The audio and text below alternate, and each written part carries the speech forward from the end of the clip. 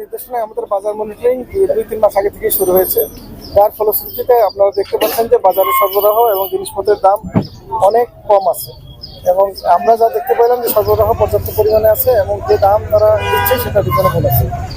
ভুজা তেল নিয়ে যে সমস্যাটা আমরা দেখতে পেয়েছিলাম, আমরা যখন প্রস্তুতি মিটিং করি তখন এই কথাটা এসেছিল। সেই সাথে গতকালকে আমরা ভুজা তেল ব্যবসায়ী এবং সেই সাথে যারা সাপ্লায়ার আছে তাদের নিয়ে আমরা বসেছিলাম, সেখানে একই কথা ছিল যে যেগুলো বিষয়ে তারা সেখানে উল্লেখ করেছেন তার কিছু কিছু সত্যতা এখানে পাওয়া যাচ্ছে, কিন্তু ভোজ্য তেলের সরবরাহ পর্যাপ্ত পরিমাণে আছে এবং মানুষজন ভোজ্য তেল ক্রয় করার ক্ষেত্রে বিভিন্ন ধরনের হয়রানির হয়তো শিকার হচ্ছে, যেটা আমাদের অভিযানের ফলে অনেক ক্ষেত্রে কমে এসেছে। হ্যাঁ, আমাদের গতকালকে জরিমানা করা হয়েছে। একজন ভোজ্য তেলের সাথে অন্যান্য প্রোডাক্ট বিক্রি করতে চেষ্টা করেছিলেন, আমরা 50,000 টাকা জরিমানা করেছি। আমাদের যেগুলো আমরা তথ্য পেলাম সেগুলো হচ্ছে যাচাই করে দেখতেন ওনারা, দেখে যদি সত্যতা পাওয়া যায় তাহলে আইনের আওতায় নিয়ে আসা হবে সবাই। এই জিনিসটা গতকালকে যখন আমরা মিটিং করেছিলাম তখন তারা বলেছিলেন যে এইটা তারা প্রত্যাহার করে নেবেন, সেই জিনিসটা তারা করবেন না, কোম্পানিগুলো এটা করবেন না।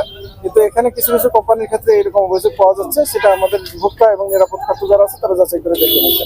আজকে এদিকে আমরা একটা কাঁচা বাজার দেখতে যাবো। আজকে কোনো জরিমানা নেই? না, জরিমানা করবে।